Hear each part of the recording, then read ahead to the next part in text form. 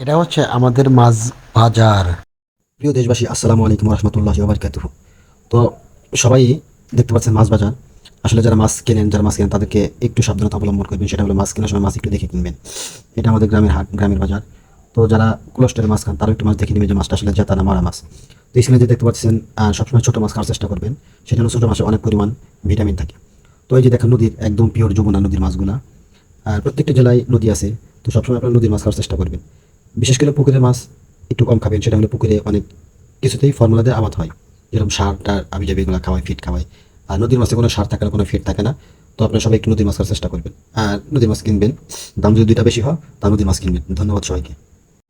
আর এরকম সুন্দর সুন্দর মজার ভিডিও পেতে আমার চ্যানেলটাকে অবশ্যই একটা লাইক, একটা কমেন্ট, একটা শেয়ার দিয়ে আমার পাশে থাকবেন। ধন্যবাদ সবাইকে। সবার কাছে একটা অনুরোধ, আমার চ্যানেলে যদি নতুন হয়ে থাকেন আমাকে একটা লাইক, একটা কমেন্ট, একটা শেয়ার দিবেন। ধন্যবাদ আপনাদেরকে।